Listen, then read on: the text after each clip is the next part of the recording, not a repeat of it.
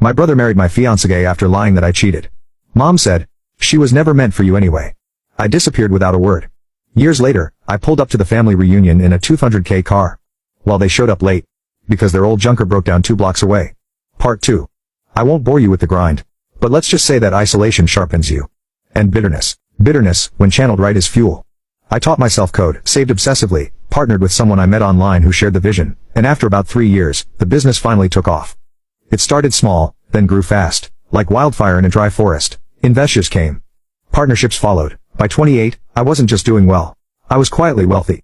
Quiet enough that no one back home knew a thing. But they were about to. The first time I heard from my family again was during a late summer afternoon.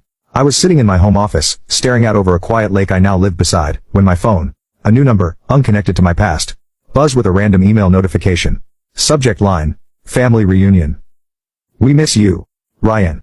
I stared at the name. Mom. The email was oddly cheerful, as if the past 5 years hadn't happened, as if they hadn't betrayed me, ridiculed me, thrown me aside like I was nothing. She wrote about how everyone was so excited to finally be together again, how Drew and Henley would be there with their little one. Apparently, I had a nephew, and wouldn't be the same without you. That was the first I'd heard of the child. I didn't respond, but that email opened a door, and soon enough, I found myself being passively watched. My old LinkedIn profile, which I'd locked and buried, had a sudden spike in views. My business, now a major player in its niche, was being followed by accounts with my family's last name. One evening I even saw Drew's name appear briefly as a viewer on a podcast I'd done under a pseudonym. It clicked. Someone had figured it out. A few weeks later, another email arrived, this time from my father. The tone was different, stiffer, more cautious. Hey, son. I know it's been a while. Your mom told me about the reunion. She misses you. Drew. Well, he regrets how things went down. I know you probably don't want to hear from us, but maybe it's time to let go of the past. It'd mean a lot to your mother.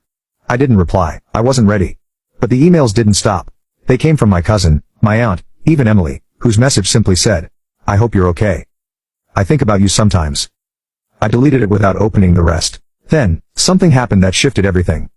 One of my business partners forwarded me an email from an interested investor looking to arrange a meeting. They'd used my real name. The one I never advertised publicly. The message was vague, filled with flattery, but something about it felt off.